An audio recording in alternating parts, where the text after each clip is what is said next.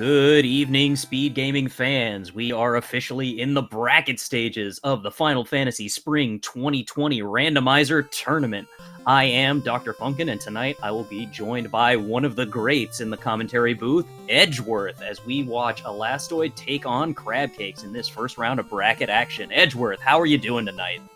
I'm doing all right, but can you give us a recap of how this draft turned out? Because I see we got some black belts and thieves here.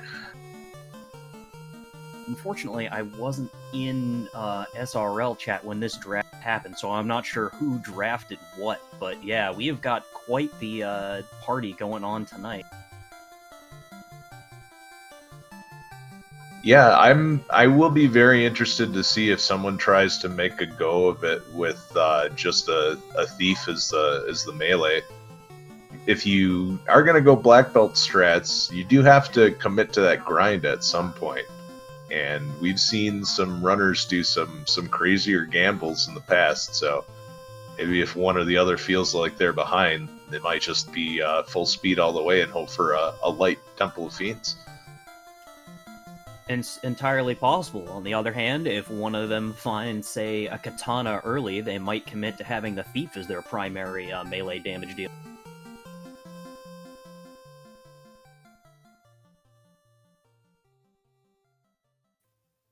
Anyway, tonight, our bracket flags, so we've got Town Shuffle on, and we also have 4 loose items, including the canal, 3 beyond that.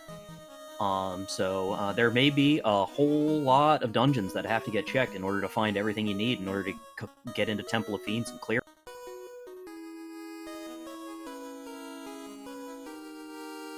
And Hangry Canuck is rating us with a party of 4. Thanks, Hangry. Good to see ya.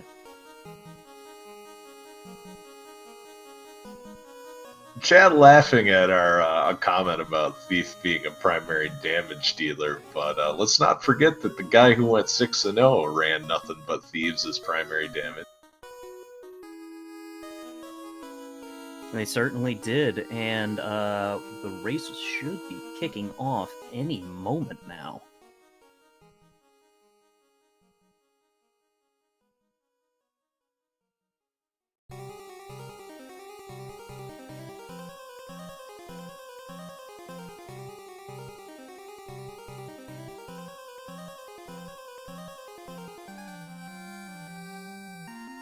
Chat's asking who it was that went 6-0. Unfortunately, I'm not that up to date on my brackets. Who was it that went 6-0 in the? It's that Sunny Wrath character. My goodness! And we are off. Crab Cakes checking on the white magic real quick. Looks like we don't have a whole lot there. Invis is kind of nice, but we've got Ice 2, so we've got a nice early game sweeper, and then Lock 2, which is going to be great for making fiends easier to hit when we get to the end game. Yeah, don't sleep on Stun either. One of the power word spells. It's not as good as Quad X, but if you can get an enemy under paralysis, it's just a matter of time. Yeah, I do find that in general, the power word spells tend to be a little underrated. People have come around on Quad X, but in their right way, each of them can be.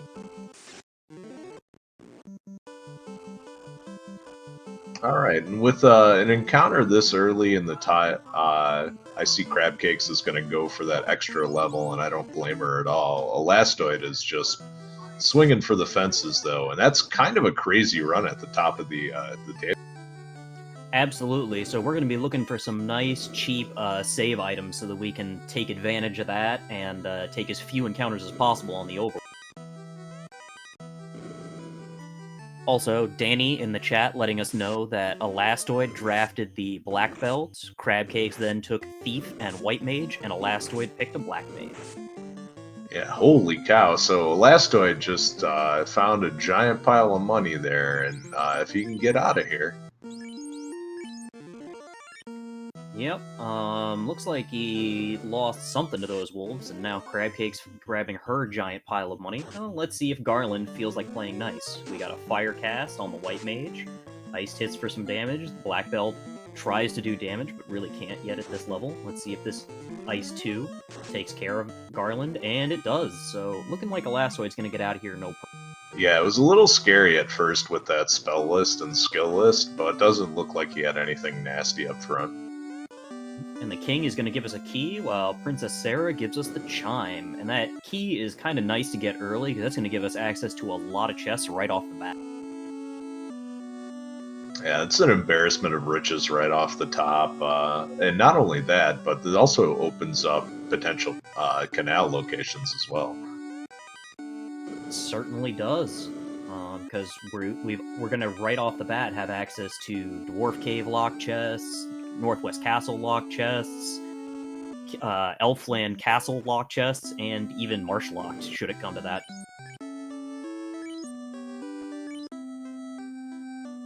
That flame shield will be useful eventually if we find a tail and promote that thief.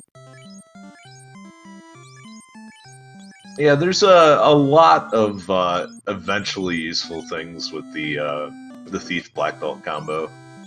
Something immediately useful are those 5k pro rings after finding all of that money in the Temple of Fiends. Yeah, not a bad idea to pick up heal and harm on the white mage either. Not exactly the most attractive of spells along with invis, but they'll get some utility throughout the season. Yeah, I mean, a heal here and there might save your bacon in a tough fight, and harm, well, you know, if you have to take an early dive into Marsh, you'll want something to deal with all the undead in there. Yeah, heal especially nice when you're running through a dungeon with damage tiles, ice cave, volcano. Just burn your entire level 1 of just heal charges. Saves you a ton of menuing time. Certainly does, and it looks like over at Provoca we actually have Melmond. And we've got Bane for level 5 black magic, and white magic we've got Ruse, heal 2, and I didn't quite see what.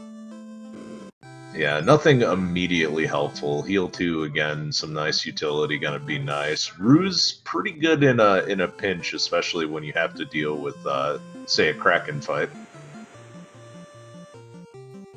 For sure, that Kraken, regardless of whether it's Kraken 1 or 2, can hit an awful lot and very hard. And speaking of Provoca, Elfland is Provoca today. That's a really nice find in the beginning. Just getting another tier of magic, whether it be Provoca or Elfland in the Inner Sea, it's so helpful. Dangwu in chat pointing out that Elastoid did not bother to save before the pirates. I'm not too surprised by that. Pirates are relatively safe at this level, and he's got a sweeper that's going to take him out, so.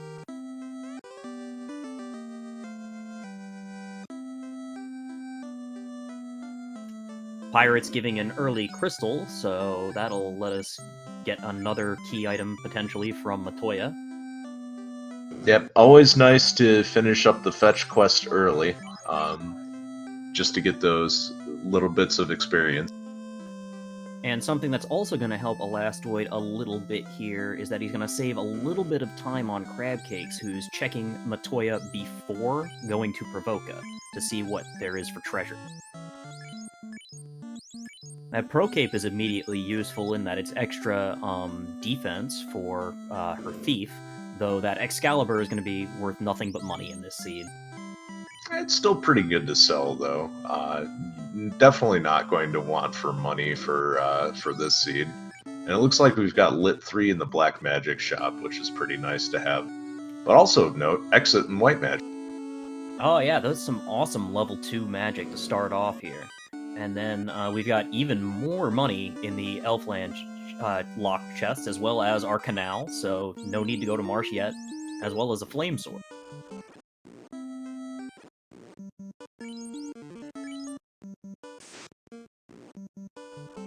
Oh, there was also Invis 2 in the level 2 white magic, which is also a fantastic pickup. Yep, and you have the money, might as well pick up Soft as well, since you may not have any soft potions at this point. Especially since soft potions can roll pretty expensive, though I don't think that's a worry with how much gold they've already found this season.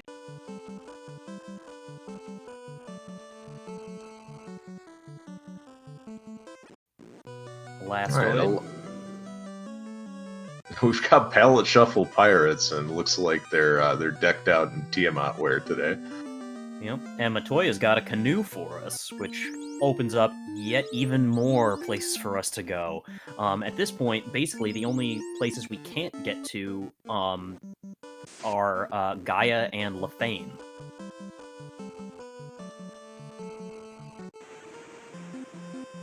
Yeah, it might be worth, just take a stroll and check out what these other towns are. Melmond wasn't immediately helpful, but if you find Elfland or Crescent Lake, it'll definitely pay out. Absolutely. Crescent Lake paying out with yet another shot at a key item or one of our other incentive items, and Elfland paying off primarily in the amount of useful magic you're going to find with the level 3 and 4 spell slot shot.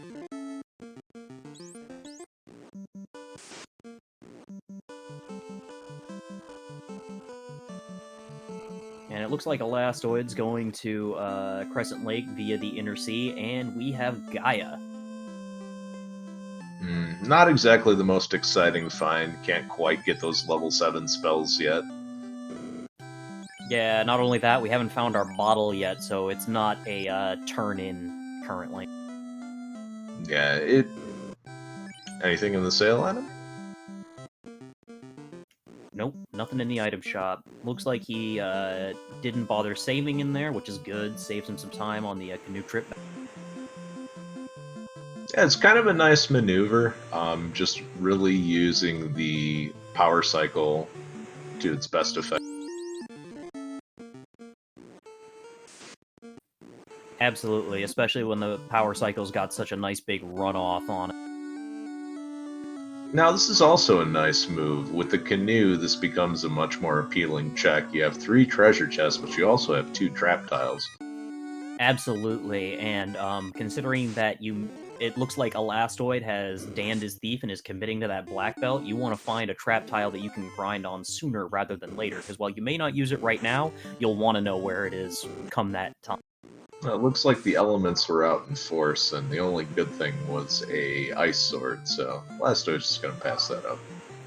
Yeah, I mean, the ice sword isn't even immediately useful, because the thief couldn't use it until they promote, and by the time you promote a thief, you're going to hope to have a better weapon. Oh, there's Leifin. That feels bad. It absolutely does. It's almost as useful as Melmond. And we got dueling bridge bosses.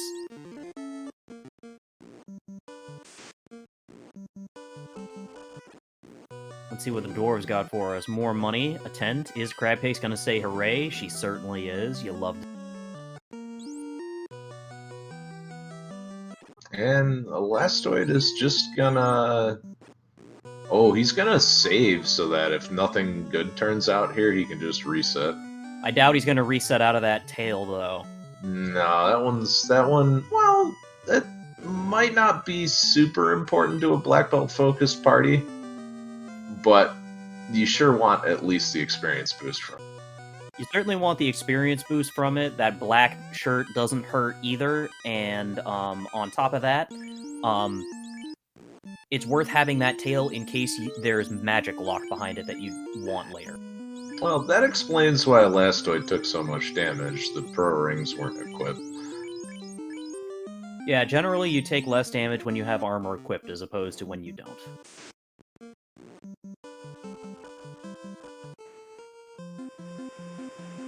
Crabcake's finding a giant pack of shadows, trying to check Keylock Topher. And I think we might have some a little bit of adventure and gamble in Elastoid here. With the black shirt, he might feel like it's worth taking a look.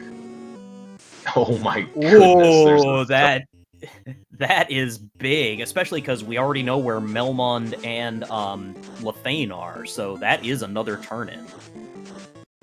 Yeah, those fire elementals were way too large, so Elastoid is going to skip out. And speaking of gambles, here's a marsh. Yeah, that is quite the gamble at this time, considering that we have so many places open to us, and Marsh can be such a headache at this point. Crabcake's finding a huge amount of money in that lower chest. So yeah, we are absolutely not hurting for any kind of cash this entire seed.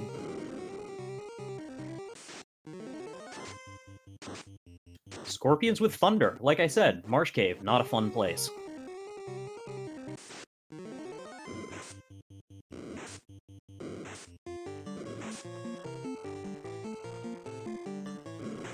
Meanwhile, it looks like Crab Cake's gonna go get her slab translated, which makes perfect sense at this point.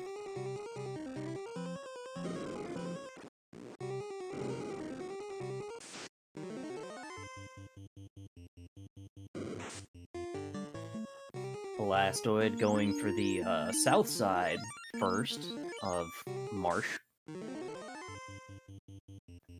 Makes sense, you got more chests there, plus you've got the key, so you can check the key lock ones.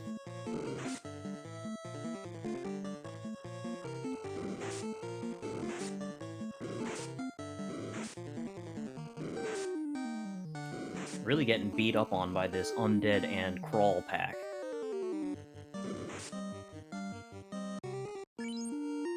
Yeah, they don't particularly care very much about ice, and well, that's some bad news on Elastoid's side as well. No heal potions. Ooh, yeah, you never want to go into Marsh without heal potions. I mean, if I remember the classic strategy guide, they told you to bring 99. They certainly did. I'm pretty sure I still have a copy of that strategy guide hanging around somewhere.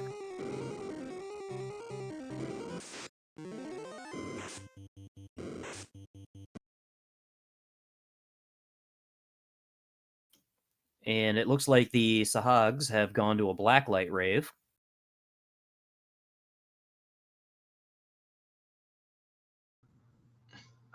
It was apparently a little too lit for them. Oh. Let's see what the Lefenish have for us today. Oxyale. That'll be useful eventually, plus some extra XP now.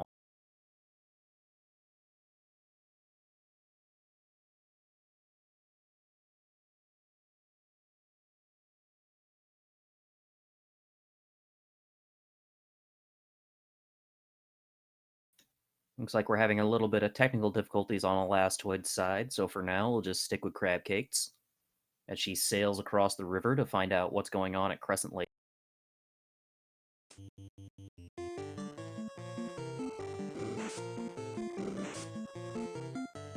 Well, it looks like Elastoid went through the old gargoyle blender, but Indeed. That's a lot of XP for this early on the White Mage, but I doubt that he's going to make it much further.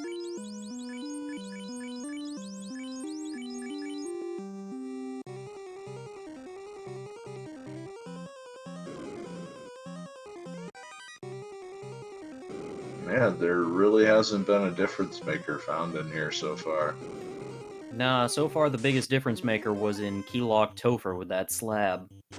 You're going to need that Oxyale eventually in order to get into the... Well, yeah, you're going to need that eventually to get into Sea Shrine. This is Town Shuffle, not floor entrance shuffle. Yeah, and Elastoid is kind of committed to this. Unfortunately, it looks like CC is kind of making the right moves, and this gamble is not paying out too well. Damage poison coming out on that unrunnable Agama tile, and just for another insult, how about getting blocked by a bat? Yep, gotta love the bad block in Marsh. That one's an even worse one because until you go back out the other side, that back block will not leave. Yeah, and if Elastoid was going to make this commitment, I think checking the top four would have been good, but he's just out at this point, so the sooner he checks Temple of Fiend's Keylock, the better off he'll be. Certainly true, certainly true. And it does look like he's going back that direction, so he may check it sooner than later. Oh, and we got a Ruby from the Old Men in the Park up at Crescent Lake. So yeah, Crescent Lake in the on-rack spot, so everything coming together pretty nicely for Crab Cakes. Also very, very cheap heal 3 at level 6. Absolutely, and cheap Brack, not that it matters too much at this point. That could be useful later for taking on a couple of the first fiends. It looks like these frost wolves have been exposed to a little bit of global warming here. It certainly does. And the looks like the frost giant got himself a bit of a sunburn. Just those tanning beds, you just don't want any part of them. As someone who used to have to clean tanning beds when I worked at a movie gallery, yeah, you don't want any part of those things. Oh dear. All right, so we've got the slab, and we've got some gators. We sure do, and an Ocho. Looks like Crabcake's gonna try and take them out for some early XP.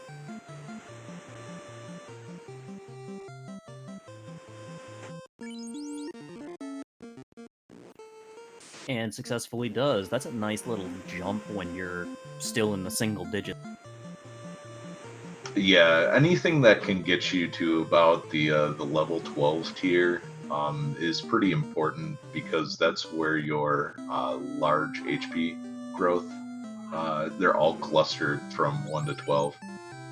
So in case you ever wonder why suddenly you gain 5 levels in a high EXP seed and you've gained 200 HP, well, that's why.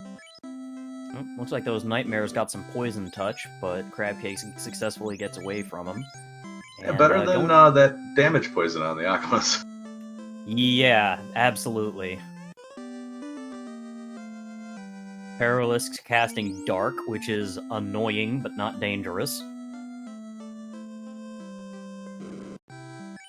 Its biggest danger is a waste of time, which right now, considering where Crabcakes is compared to Elastoid, she could stand to have a few seconds shaved off.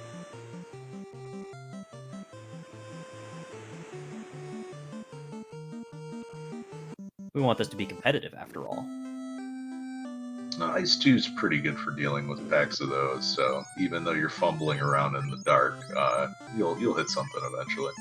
Absolutely. Between casting it natively and having a black shirt, you can get all the Ice 2 off you need.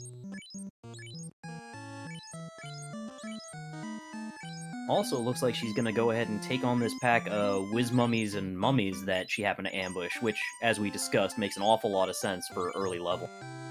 Yeah, I think the only way this could kind of turn around and burn her is if there's a real tough, unrunnable fight on the tile, and she needs a few more lit 3s to get through it. But burning up all your resources by the time you hit the end and then hitting exit to get out, that always feels real good. It certainly does. Oh, and we got some more Paralisks, which will probably be another big batch of XP. Unfortunately, they got the drop on her, so it's going to be a lot of dark casts.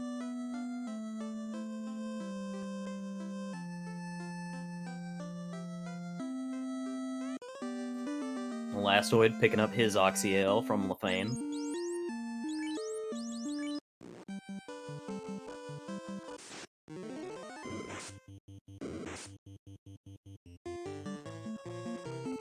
Oof, that Nightmare just had it in for the black belt. Takes him out. Oh, that's a terrifying encounter, but good run order. Absolutely, and the robots got some explosives for us. There's also Sun Sword and Dragon Armor, so the hits just keep on coming as far as things to sell. Yeah, I mean, Sun Sword is, again, technically an endgame sword, so we might use that, but who knows? We're hoping to find something better like a Masa or a Katana. Yeah, I think at this point, the Masmian or the Katana, definitely preferable to the point where you can just cash that Sun Sword in. You don't even have a red mage to hang on to it. True enough, though, do we even need to cash in that Sun Sword considering how much cash we've already found? I think those gold bracelets rolled real high, so if you have to buy a couple of those, that's 120k out the window right there. That makes sense. And Crabcake's making the heads-up play, checking the Oasis. Nothing in the Oasis. No, so it looks like the Ruby's going to be kind of the big deal here. Certainly seems like it. That is another 2 checks between the Titan's Trove and and Sarda. Though we also, while we're in this area, might swing by Castle of Ordeals, especially since we have Exit. And yeah, you're right. It looks like those gold bracelets rolled max, so that's pretty expensive. Yeah, cashing in everything still only has one, so yeah, just doesn't seem like it's worth it to CC to cobble together another 10k out of selling like 15 items. Oh, and we found Stone Touch. Ugh. People talk about Gurpedes like they might be worth killing, and I always find that they're just a headache. The only time they're ever worth killing is if they roll low enough to be quad-X'd, otherwise just don't even bother. Sound advice. And lo and behold, Crabcakes is taking this time to head over to Ordeals and check what's there, and looks to be doing alright with the teleporter maze so far, considering we don't have Warp. Yeah, it seems to be pretty straightforward, but you also have a nice run at the front of the table, so if you end up getting lost, you can always power cycle and kind of swing back out. Looks like she made it through. Yeah, and Elastoid finds a ribbon. Ooh, that's really nice. Ah, doing an early Earth dive. Yet another interesting gamble.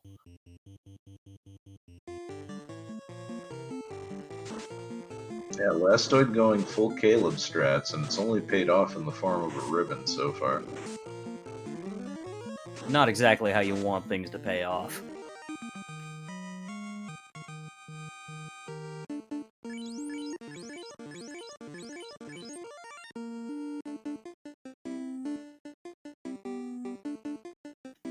Pack of Water 2s is a little brutal, but Crabcakes seem to be making her way through pretty well.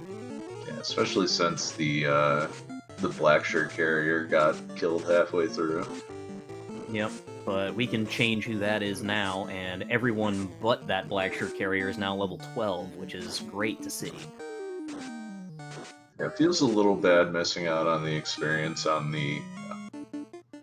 Oh, Zombie D's only with fire. That's pretty good. Missing out on the experience on the black belt. Yeah, though the fact that Crabcakes has put a bunch of equipment on her thief makes me think she's planning on having that be her endgame melee character. You could end up seeing both of them carried around for a while until she might defer that decision until later. If you find a pack of 3 eyes, that might change the complexion of everything. Yeah, the 3-eye tile can change the math on what you were planning in a heartbeat.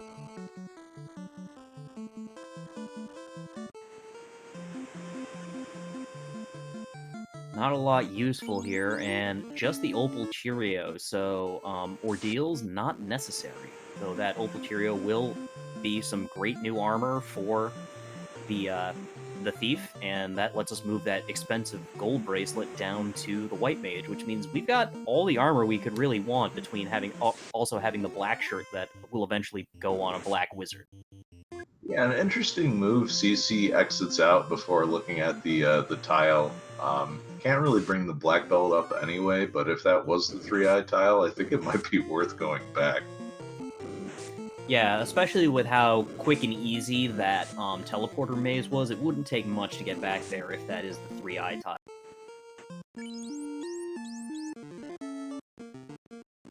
Plus, that water pack would probably do a pretty good job of killing your party off before that tile.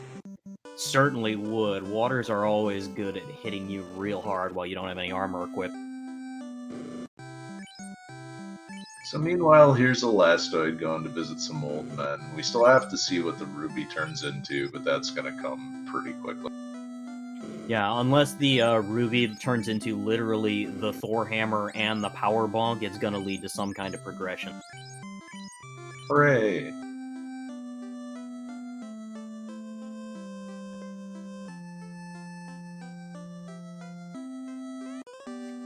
And the explosives turning into the rod.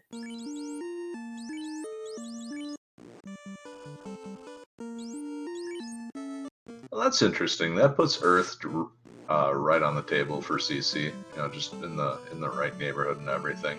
Yep, time to pick up that black belt. Yeah, it'll be interesting to see if she goes for it. I imagine she's gonna go check Ruby Locked first, because again, that's 2 more key items, more experience, more knowledge of the seed. But, like, if she gets Floater here, she can go wherever she wants.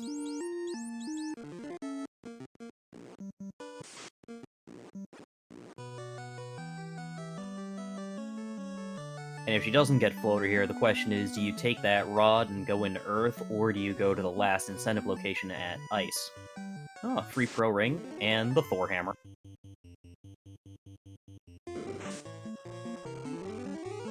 The Thor Hammer's not too bad of a find. That gives everyone access to AoE now, which is pretty nice. Yeah, I mean, it's not progression, but it is helpful. I think it's one of those items that the earlier you find it, the better off you are. You don't want it when you're looking for that loot to put you in go mode, but it's pretty good now. And Sarda giving us an herb, giving us yet more of a fetch chain.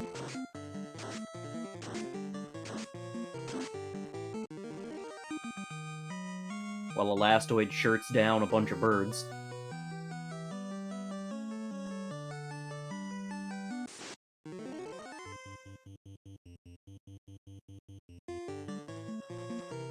And one of the nicer things about the power cycle happening is that everyone is on the same encounter table going into dungeons, so there's no real inherent advantage one way or another. Both runners are going to be resetting. They're both going to see the same things, so not going to be as much of, I never saw that in this seed.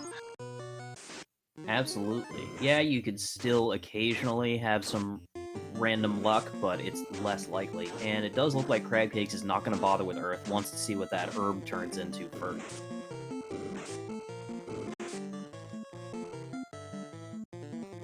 Loot, again, not immediately useful, but you're glad that you're not going to have to go hunting for it, since that could be literally anywhere. Yeah, so an interesting arrangement of items right now. It's starting to look like the second loose is pretty required. So you've got Earth, and you've got well, C is currently airship blocked, and the chime can get you into the first 2 floors of Mirage. Plus, we've still got Ice and Volcano as well that haven't been checked. Yeah, a lot of options on the table, and it looks like Crabcakes is going to make the ice play. Not surprising, she's been doing a lot of running to incentive location, so I'm not surprised that she's going for that. And with Exit, while it's not quite as good as Warp for short clearing ice, it's pretty close to as good.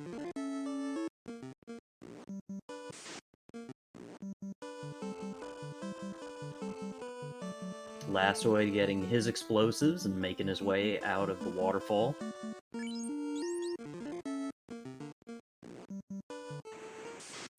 Does not go check the Oasis. We know that's going to pay off, but it could have been bad.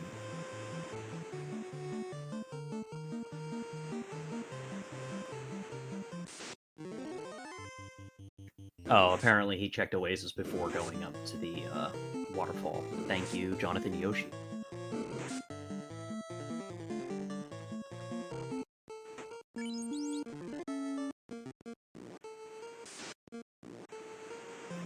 Crabcake getting ambushed by some Poison Touch undead. Yeah, a little rude here. But we've got plenty of heal potions to make it through.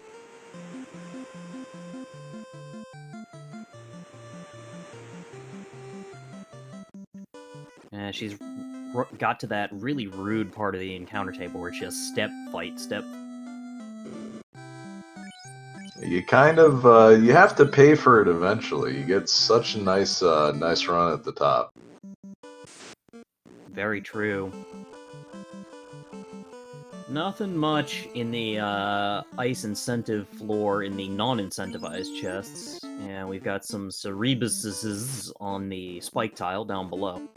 And they rolled super low. This might be kind of a cheeky grind spot if CC feels like just going for it. Yeah, it'll be interesting to see how she handles this, considering she did just hit 13. Yeah, she's taken this a few times. That makes a lot of sense.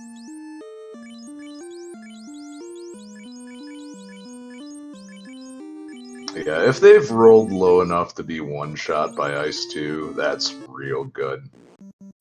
Yeah, and I mean, we're looking at, 1,600 to 2,000. She's only going to take it a couple of times, but still, that's some nice early level. She has the option to loop back once she's seen what's in the incentive chest. That's true, and that's a completely different spike tile that might be even better. Yeah, plus there's the werewolf tiles, or excuse me, the frostwolf tile as well to see. So a little bit more investigation to do. Very true, very true.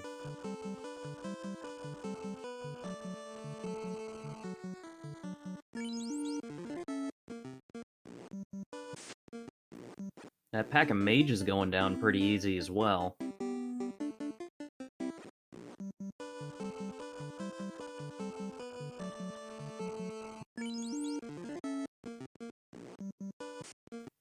Spell Zap with the incredibly rude thought, imagine if the white mage gets stoned here. No, I mean you could do your grind and then exit out. It would be the dream scenario. That's true, I completely forgot about that potentiality. It just sounded like, wishing bad luck of ruining the exit on people. But yeah, of course, if you've got, stone potions, then who cares? We've got a rod in Elastoid's hands right now, and Crabcake's also finding a ribbon, so there's another one on the table. Yeah, and at this point, unless there's something in the top floor of Marsh, it's unlikely she's gonna find that other ribbon.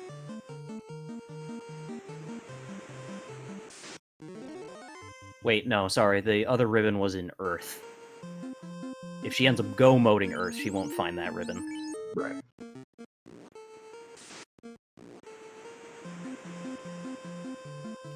Undead are very ambushy today. Now we've seen a lot of ambushes that were kind of on the required path for both runners. There's a Bane Sword. Yep, and another ice sword that we don't need, and we got a real trolley tile in front of this trap, in front of this incentivized chest. No, not like this. Oh, it's Crabcake's favorite. She just got the cube, so now all of Sky is open to her. Yep, and well, time to eat some more Cerebuses. This makes a lot of sense, considering that it's, quick XP, and it's a safe tile, because you can just step down into the door and step back onto the spike.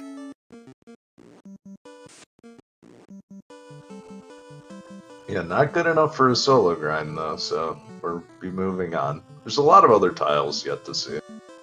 Absolutely, there's a whole volcano full of them.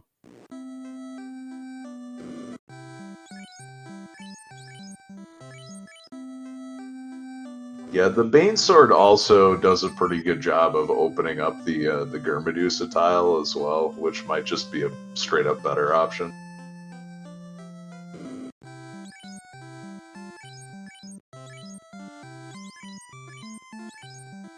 And of course, if we find 1 to 2 fighters, 3 eyes, the traditional good ones, 4 Saurias, it's all good.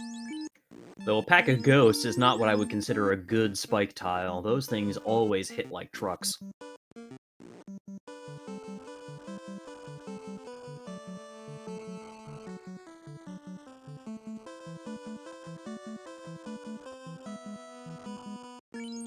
Rock goals, depending on how they're hitting, can be decent.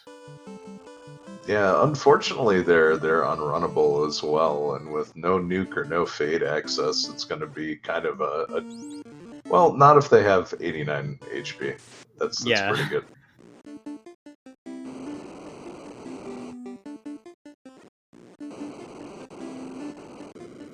Yeah, unrunnable's not a problem when they don't have any health. And after all of this, we've converged in Volcano.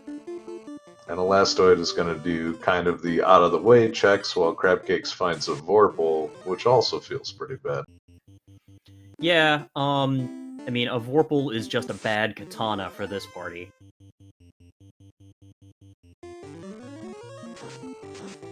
For those unaware, due to the weapon fixes implemented by the randomizer, the Vorpal and Katana have the exact same crit rate. They're tied for the highest crit rate in the game, but the Katana has more base damage, so it's just strictly better.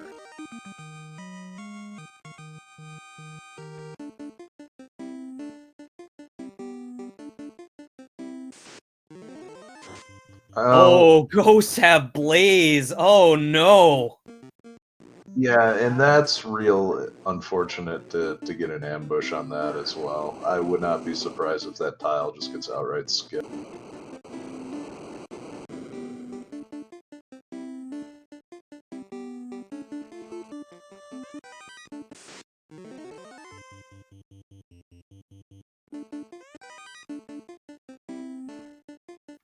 I'll be back in a moment. I have a cat emergency. Yeah, no problem.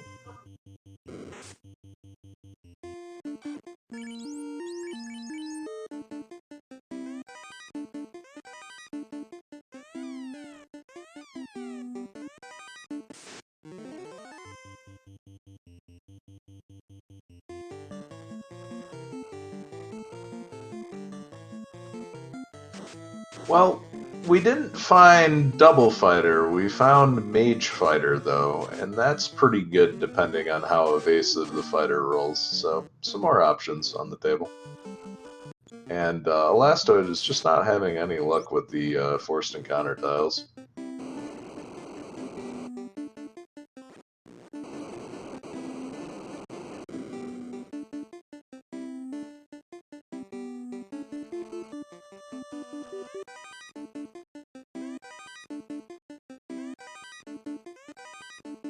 Yeah, the best part is with a cat, it could be anything. CC is gonna skip the rock goals altogether. Uninformed pleb, when you got 3 cats, someone's always gonna have a hairball about something.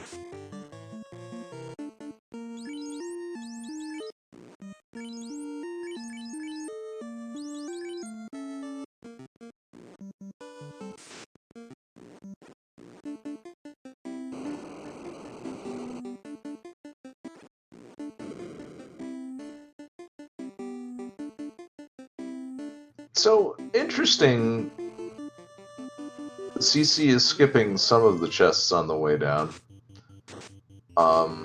We don't have anything in the way of sort of those typical buffs that you would see.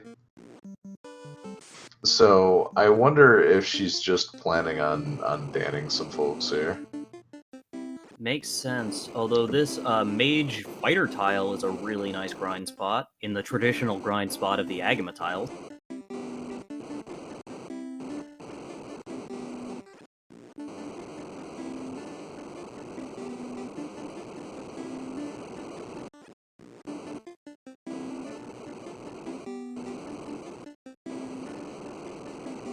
And she did not check the tile, so we're still going there. So Elastoid is probably going to check those chests. We'll see if there's anything important that was missed.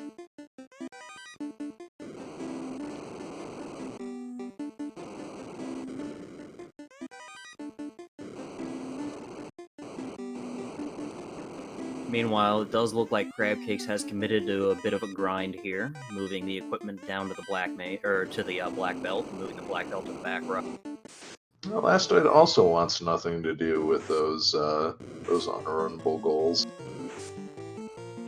And just gets absolutely crit destroyed. So this is now just an informational dive for Elastoid here.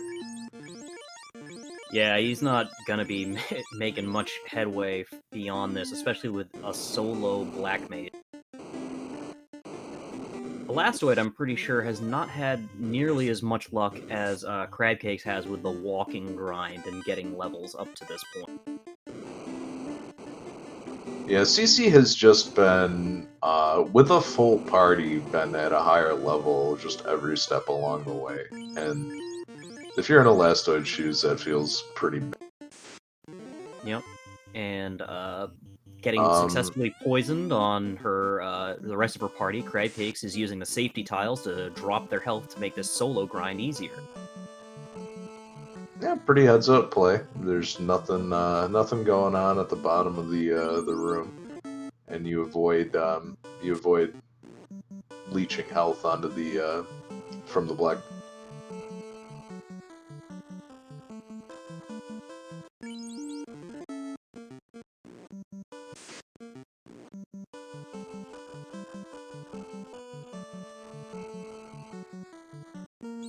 And Dan finally does what Dan does and looks at the ground, as does Mage. Now it's just Zoe.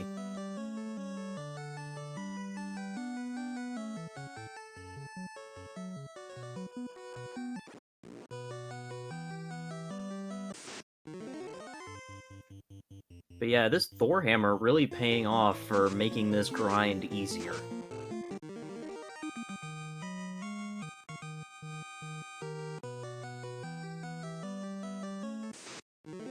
So I think Elastoid will have to make the same decision. Do you go after the Cerebus top? Yeah, it'll definitely be interesting to see how he goes about it. It would be extremely helpful for his current party to take that fight at least 2 or 3 times.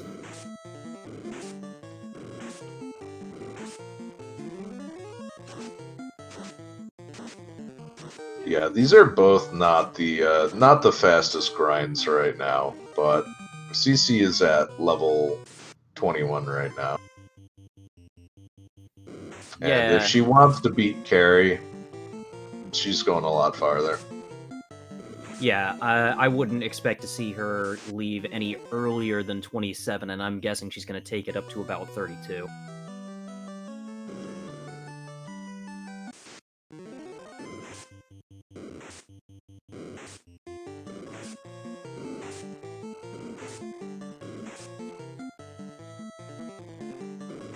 So yeah, this looks like a pretty good plan. Just punch them down if it's 3 or less. If it's 4, use the black shirt twice. Yeah, and it looks like the mages are not going down in a single swing yet, so the black shirt's still useful.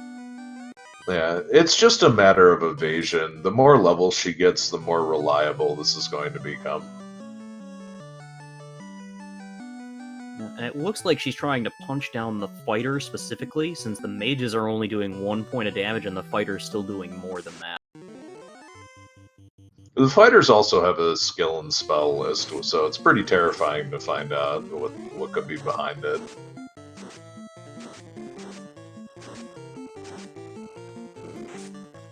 Shadow Walker asking if we have seen Death Touch yet. No, we have not. We could still run into them.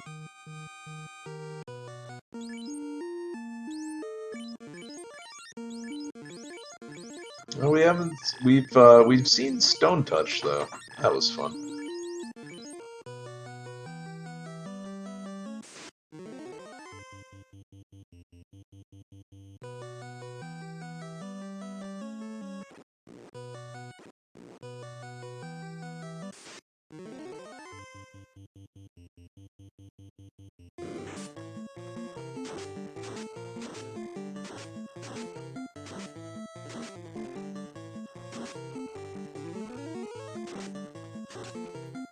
Elastoid making good use of that level 1 harm, as well as the Thor Hammer to clear out these larger packs and gain a little bit of XP. Though it looks like he took a wipe somewhere, because I'm pretty sure he had made it past this point before.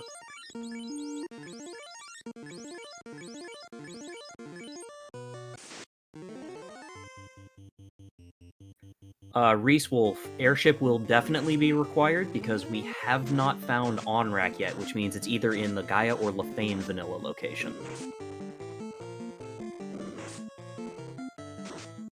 So upon successful execution of this grind, there's not a lot that's going to stand in Crabcake's way.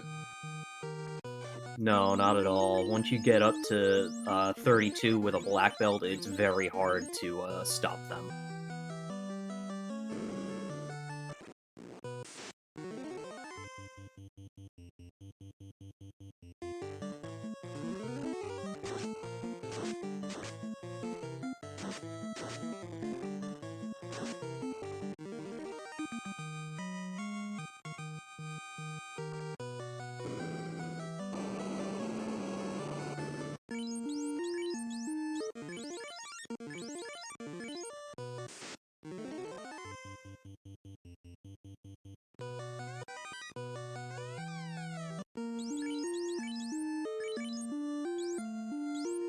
It's an interesting move here. Put the black belt in the top slot. It would be probably nicer if some of the mages ran just to make the fight faster, but I think they have pretty high morale.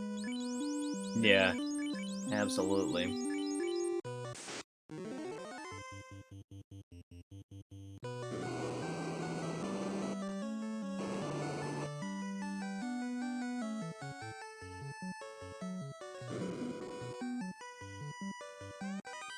Oh, ribbon number 2 coming up for Elastoid here.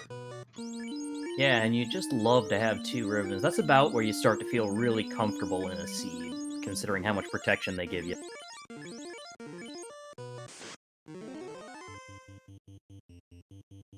Anthony Elms in the chat, asking who's in the lead. I would say right now Crab Cakes is at an advantage. She has checked more locations and has higher levels on her party.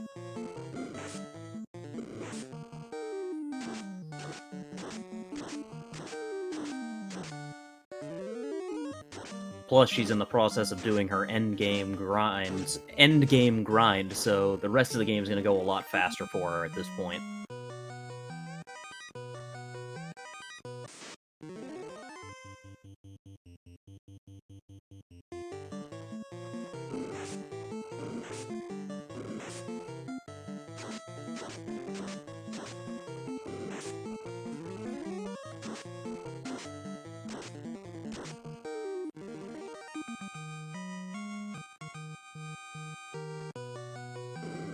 So, about the only thing I think that can slow CC down at this point is a really, really awful carry 2 fight.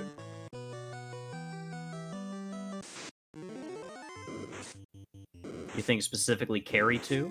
Why is Or, that? excuse me, carry 1, my bad. Yeah, carry 1 would have to be particularly awful because at this point she's just about level 32, so she should 1/2 shot carry 2 or carry 1 for that matter.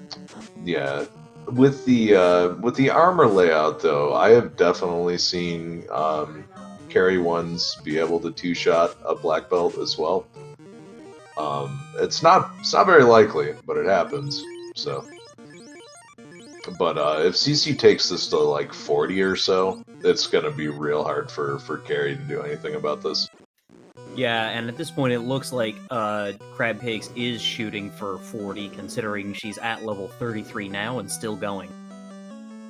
Yeah, you always have to worry about, possible death touch, like what could possibly cause me to lose about 15 minutes here. And going from 32 to 42 is probably the safest bet here.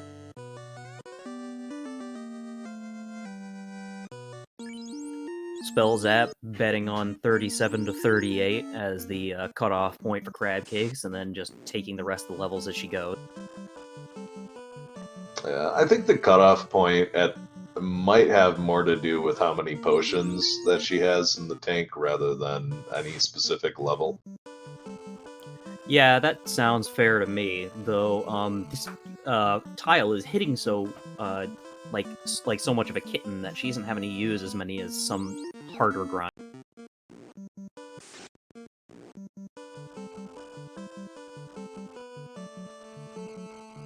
Yeah, but with every level that she gets, this kind of closes the door more and more on Elastoid's chances of catching up here. Yeah, it really does. Like I said, like he would have to find Floater in a really unexpected location, like take a gamble, like going deeper into Earth or something.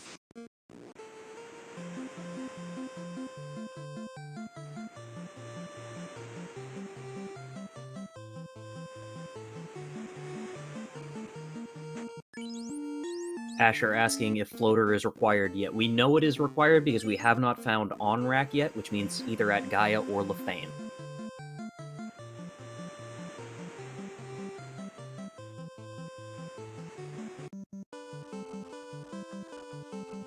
Elastoid's turn to go through the washing machine of ordeals. Very clever. And there is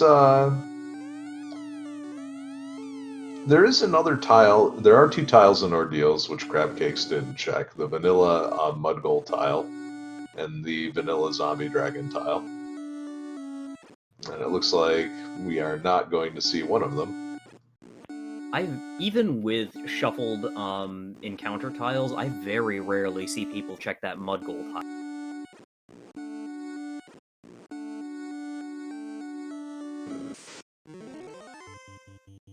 Well, you got a much friendlier arrangement for this this group, but it's still pretty scary.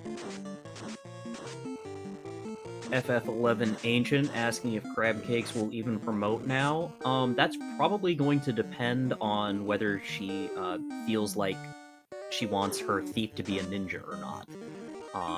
She had been gearing up her thief until this grind tile came along, so if there's some magic that she thinks she'd like the thief to have, then she'll probably promote. Otherwise, it may not be worth the time.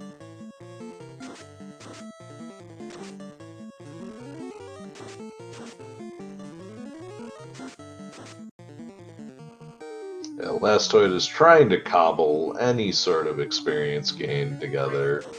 These zombie dragons look pretty good normally. They have kind of high health, and you don't really have the fire 3s and harm 4s that you would like to deal with them. Yeah, not so you'd notice. Yeah, the Mudgoal tile can do work and be scary to walk out, Asher, but they've got Exit currently, so it's a little less scary than usual.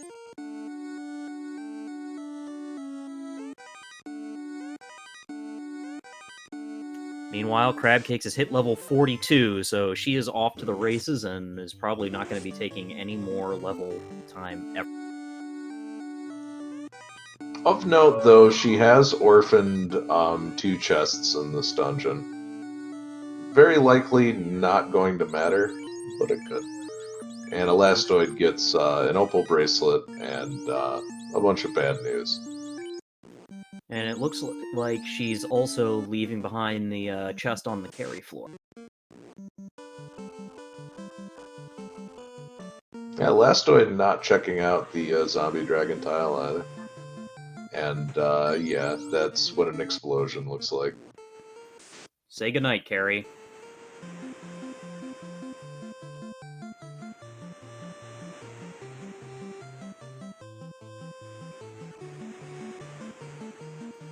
And at about 55 minutes and 20 seconds, Crabcakes has lit the first orb of the match.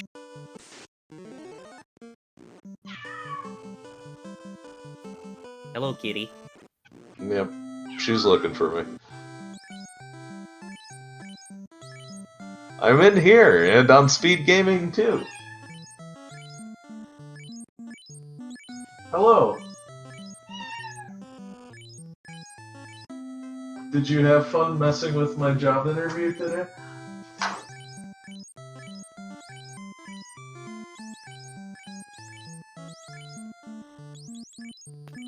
I'm not so sure that Edgeworth is having a cat emergency just so much as the cat is being loud for the sake of being loud.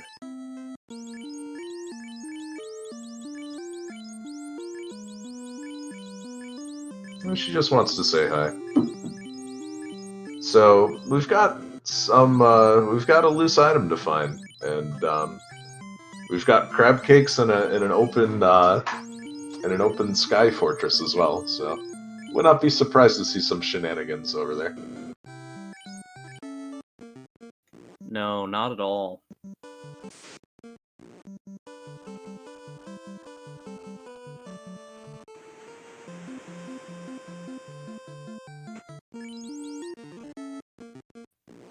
First, she's got to rearrange all of her gear.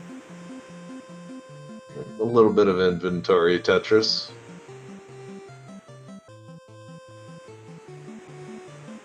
And unfortunately, no heals for sale at Provoca.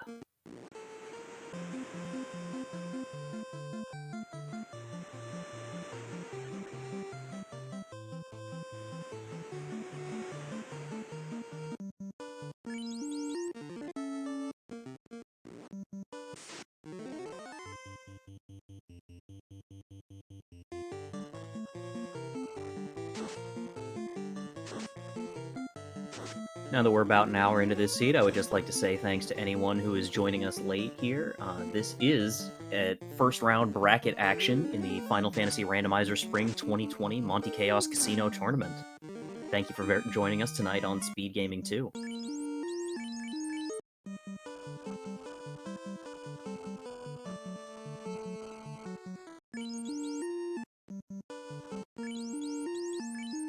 Yeah, we might have some T-Rex fishing here. That's an Ankylo. That won't get it done. Now, I don't blame Elastoid for being a little nervous trying to go into Sky at the current levels he's at.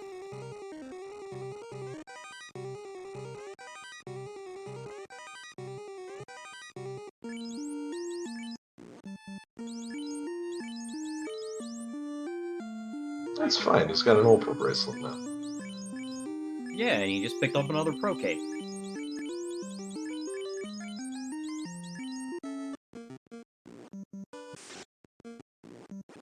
Just throw the Vorpal and the X-Cal out the window. Maybe you'll get some experience accidentally.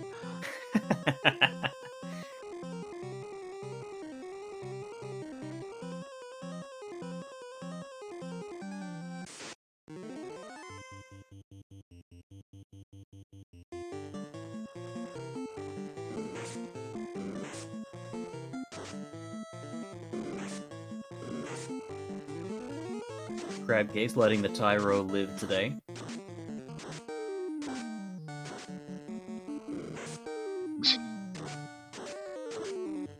She doesn't need any more protein. She had enough.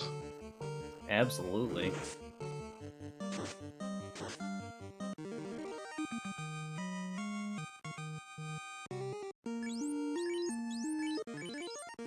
And she doesn't feel that any of that treasure is worth caring about. Resets out, gets her step counter, and starts going up to the greater than less than floor.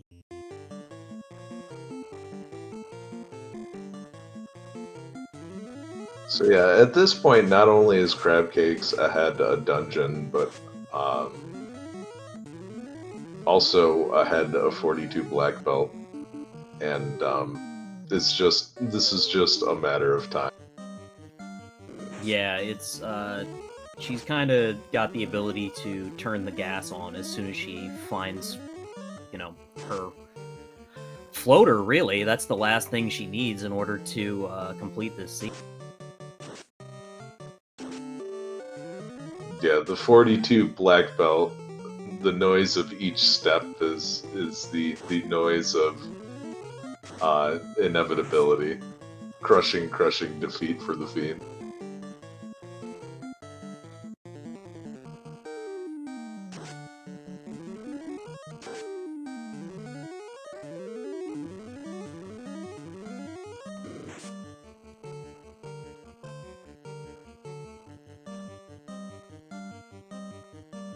Ooh, Gerbaduce is on the spike tile in Sky. That would have been a good grind spot. That may be where Elastoid decides to draw the line, depending on how their HP shakes. Because right now he's kind of he's in not a great place as far as levels go.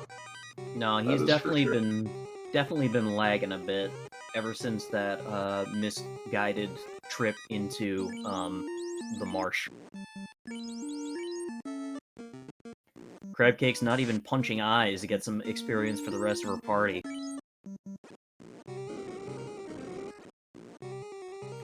That's how you know she doesn't care about experience anymore.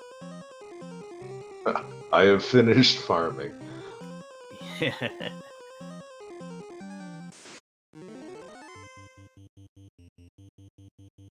there's the katana. Yeah, considering you've got exit, it might be worth, stopping into... It's not gonna be. You're not gonna get enough experience on that thief to matter.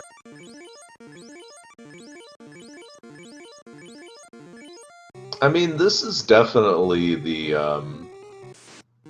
way you kind of script these 42 black belt fights, right? You just get that guy up to 42. No one else gets any other levels. Pretty much. There's no point in wasting time on them at that point. Yeah, and then you bring the thief back up because you're just going to run.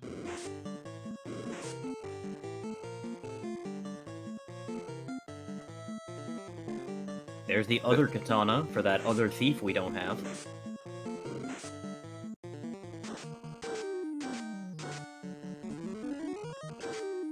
Sky providing as usual, but for a completely different party. Indeed. Meanwhile, Nice. Crab Cake's forced to take some XP from these unrunnable rock goals. Yeah, it's a nice heads-up play to cast Stop on these guys. They do not resist Time Element at all. And they have very, very low magic resistance. Nuke preferable, Stop pretty good. Zap also good.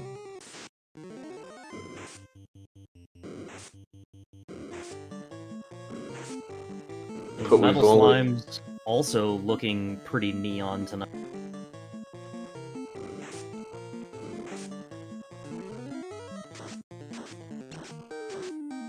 So CC is going to skip right side and check the more dense treasure chest locations on the top floor here.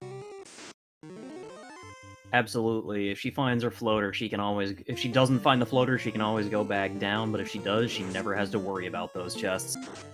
Oh, and Garmaduses have Paralysis Touch, so there goes that grind. Rip. Because if you get paralyzed in a 7-pack of these, that is game over. Crab Cake's once again... Crab Cake's once again getting stopped by some roadblock goals.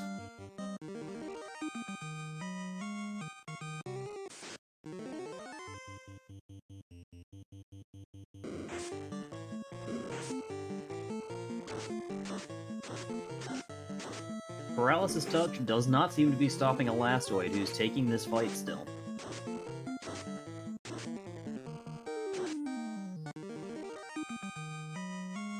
Crabcake's finding the defense sword, an excellent pickup in case you run into a particularly punch-happy fiend.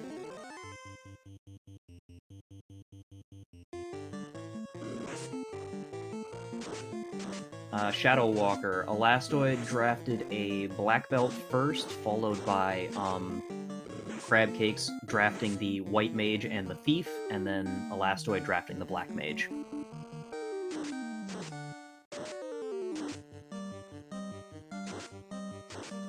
Crabcake's making an extra door for us with the door glitch.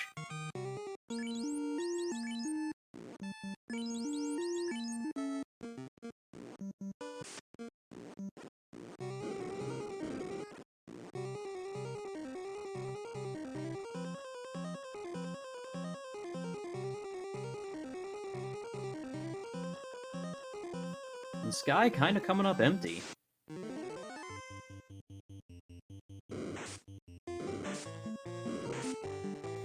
Only got 4 chests left to check. And there it is. There's the floater at 1 hour, 6 minutes, and 10 seconds. Crabcakes has officially entered go mode. And good news for Elastoid being in the same dungeon. Bad news is Everything else. There's nothing. Yeah, there's just pretty much everything else. There's nothing stopping CC at this point. Nope. She hit go mode first, and she's got a 42 black belt. This seed is kinda over.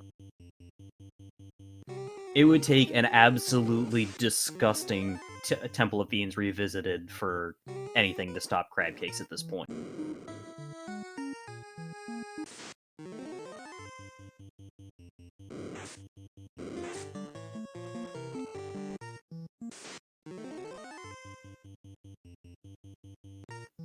And Crabcakes makes it safely across the Bridge of Destiny to Tiamat, who gets punched 9 times for 775 damage and manages to survive. Wow, props to Tiamat 1 for surviving a punch.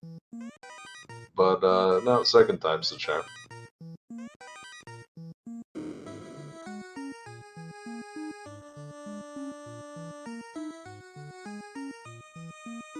Warmech successfully hiding from Crabcakes.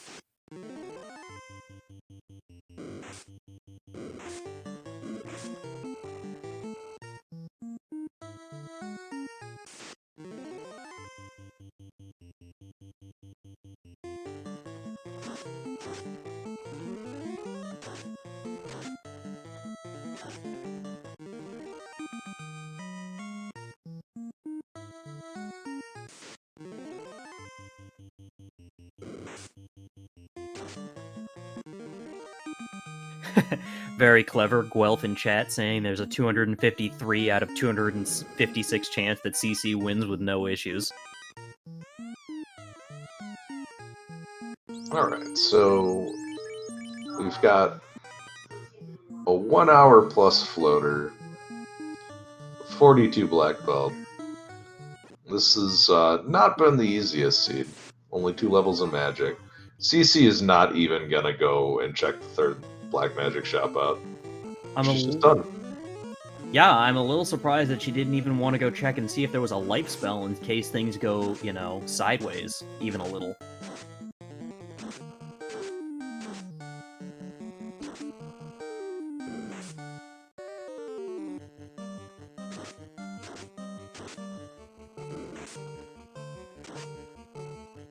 No, let's just beat up Kraken. Yeah, go fight the fish. See who can punch more and better. Yeah, I don't think we've seen faster temper, have we? We certainly haven't, so they very well could be sitting at Elfland right now.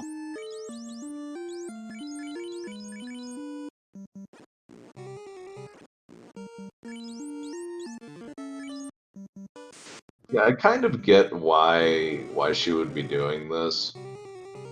To just, like, really remove any doubt. You need faster or temper. I think just getting 1 cast of those off could easily cut the chaos fight time in half. Yeah, it certainly can. I mean, it's, again, fast being a damage doubler, more or less, is huge if you happen to find it in level 3 or 4 there.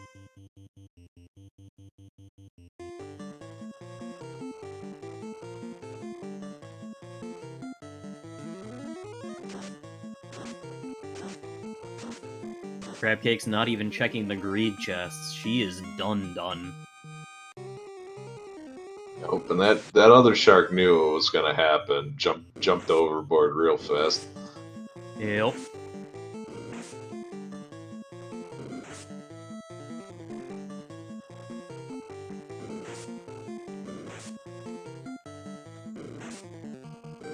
Yeah, I am really surprised there was no check of the level 3 black magic. Jonathan Level Yoshi. 4, I kind of understand it's all the way on the other side of town. It's like when you want to get takeout from that really good Italian place, but it's like, nah, I don't want to drive that. Yeah, I know how that is, considering the best pizza place in my area is 1 town over and doesn't deliver. Oh no.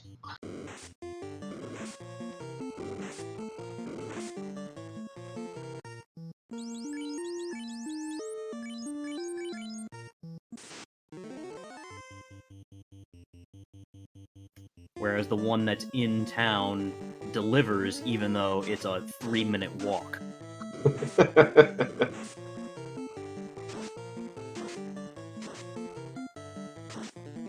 These lobsters are not playing nice. Yeah, that's what lobsters do, not play nice. Yeah, Lobsters have never played nice. The rubber bands are off this seed.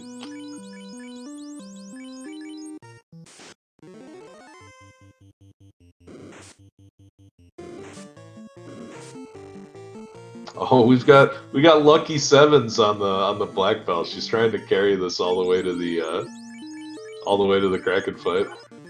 Ooh, let's see if she makes it. Boom. Aw, she healed up, though. Oh, it's fine. She just needs a punch. One punch. Bye-bye, fish. We got calamari tonight.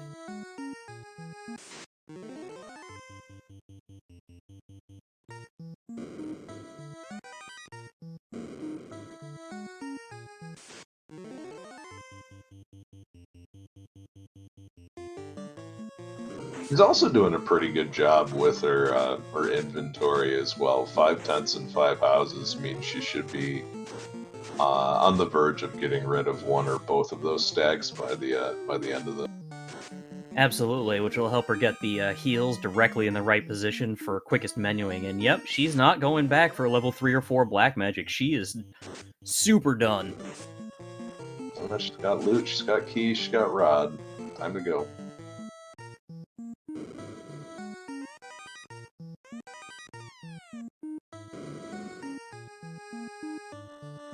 Well, I guess the other point as well is you have a bunch of lock charges, so you can affect the battle that way. That's true. You can still get, a pseudo buff by debuffing the bosses. Yeah, not really the ideal situation, but it's doable. And this is where Elastoid wishes he bought stop. Yeah, these unrunnable rock goals are kind of giving him the business. I mean, every one of those 42 black belt punches is gonna hurt a lot, so if you can get one more to land, that's a big difference.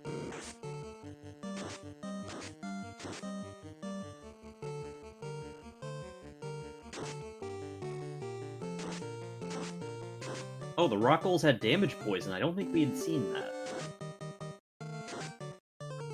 They're kind of rude.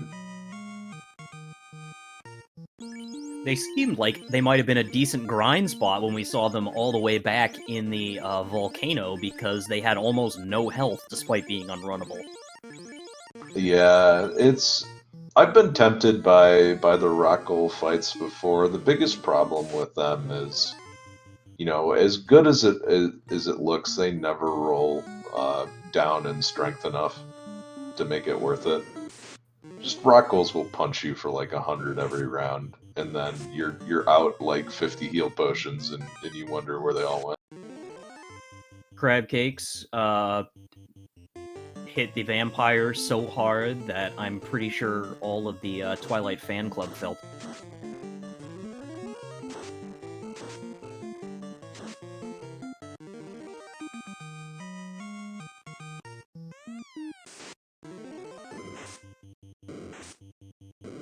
It just looks like a glitter bomb went off in the room there. She'll be picking it out of her hair for the rest of her life.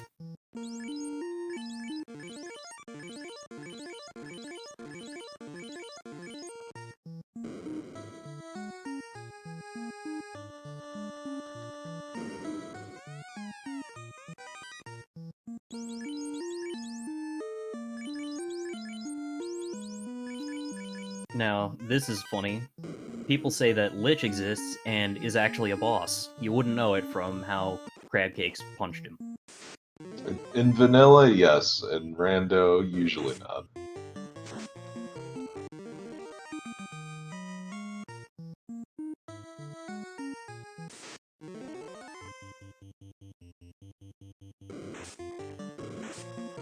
I mean, let's be honest here. With 2 loose, Floater in kind of a very, very strange spot and not available. We're kind of on pace for like a 125 finish, which is pretty crazy. Yeah, it's kind of nuts with how late Floater was, and it just so happened that the other 2, and the 1 loose item that we didn't find wasn't necessary. Yeah, it ended up being pretty quick. Oh no, that's where it was. Yeah, and it's unrunnable.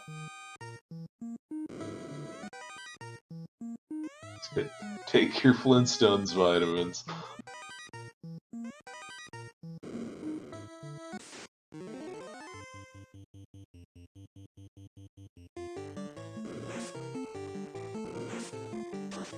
Jim inviting his friends Jim to the party that Crabcakes wants no part of, gets out of there as fast as she can. Relatable. Chat putting their predictions on finish time in there. I might agree on a shorter finish time if it wasn't for the fact that waters are unrunnable. One of those is just gonna, like, that's an extra 2 minutes right there. Absolutely.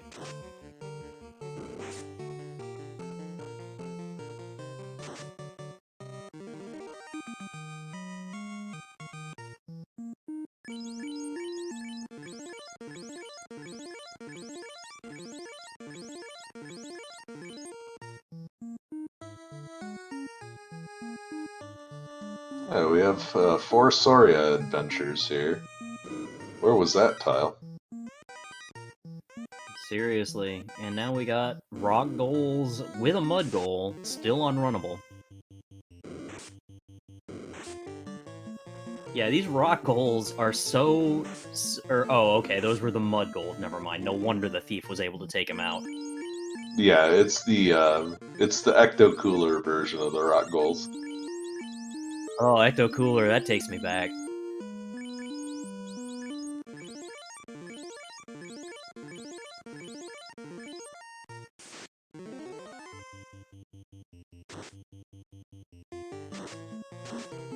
Lich 2, does Lich 2 go down as easily as Lich 1 did? We're about to find out. Yup. Bonk. Oh, there was no evasion on that Lich either. That's the thing.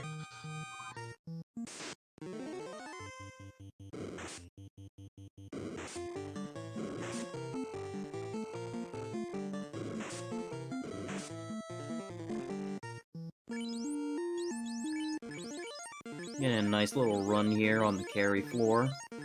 Doesn't even bother to heal up going into carry, because why bother? Punch, punch, punch. Carry goes down just as easy as carry 1.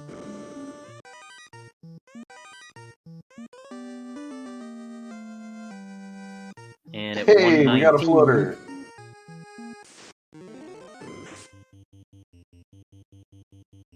And we also have 2-man strats at this point, because that white mage just got demolished.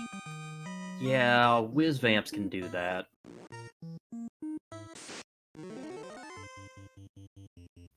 Crabcake's getting lucky in that the waters came with a water naga, therefore are runnable.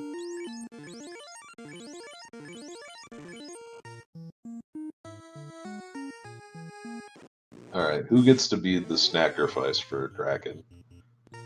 Up the black mage, enjoy. Yep.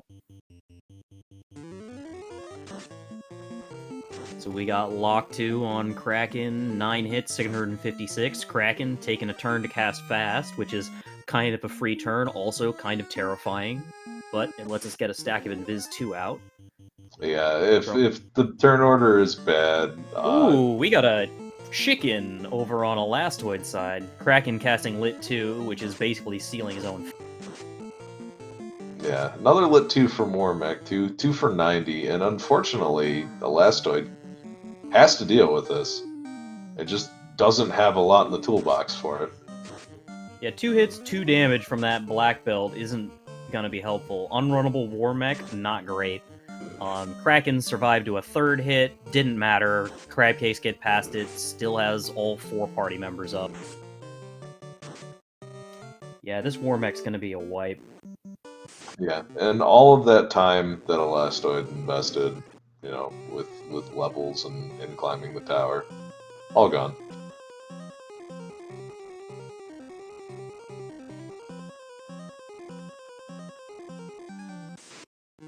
So there was one hiding out. Yeah, he was just hiding from Crabcakes and waiting for the nice squishy Elastoid dinner to show up. Meanwhile, we get some Lock 2 on Tiamat 2. The Thief manages to hit for 51 damage, and only 600 damage from the Black Belt, so... Tiamat's got a little bit of Absorb tonight. So Tiamat called for DoorDash and told Wormek that you can have the driver, just bring me back the food.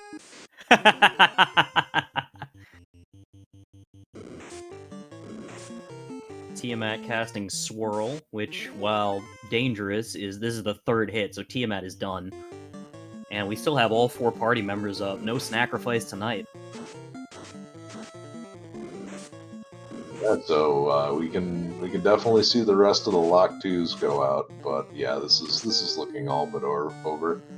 CC can even just use Invis 1 to speed the fight up.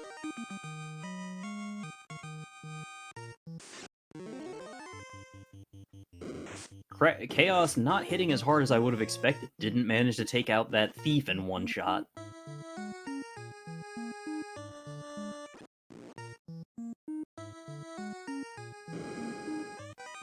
And we got 10 hits, 675. Yeah, unless Chaos has a bunch of Cure 4s, he'll be going down pretty quickly. Yeah, there's no evasion whatsoever, and at this point, anybody that dies on CC's side that's not the black belt is just helping this fight go faster. Certainly is. The brave black mage that could, though, holding out. Yeah, I'm impressed by this black mage. Oh no! Chaos finally snacks on him. 10 hits, 297. That is a Terminate. And with an official SRL time of 1 hour, 23 minutes, and 23 seconds, Crabcakes has finished in first place. Get your GGs in chat, folks. Yeah, from the grind onward, that was just a decisive finish. Yep, absolutely. And Crabcakes will be declining an interview. And we did get a dot forfeit from Elastoid after Chaos went down on CC's side. Elastoid also declining an interview. Yeah, I imagine that was a story of you know, everything that you tried just did not work. So I do not blame Elastoid for declining an interview. So I guess we can just go straight to the wrap up then. Yep. That was an amazingly fast seed, considering, you know, Floater didn't show up until nearly the hour mark. Anyway, I would like to thank everyone for joining us tonight on Speed Gaming 2. I would like to thank our runners, Elastoid and Crabcakes, who you should all throw a follow to. You should also follow Speed Gaming, and maybe follow my co-commentator Edgeworth while you're at it. Thanks so much for joining me on this, Edge. It's entirely your fault that I started commentating these things. Yeah, well, I'm glad you did, because you've been doing a great job, and it's just been nice watching you take over a lot of these comm slots.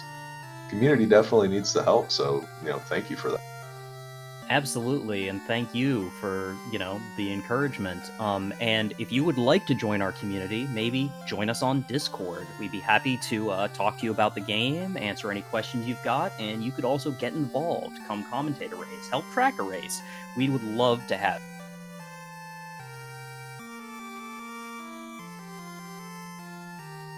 Anyway, that was game 1 of a potential 3 between Crabcakes and Elastoid. The next one is, I believe, next game between them is, let me look that up real quick. It's Thursday evening, I believe. Same time. There. Same time, Thursday. Thank you, Edge, and thank you, Crabcakes in chat. Anyway, this was a great night. As always, you know, follow our runners, follow Speed Gaming, follow your commentators, and have a great night.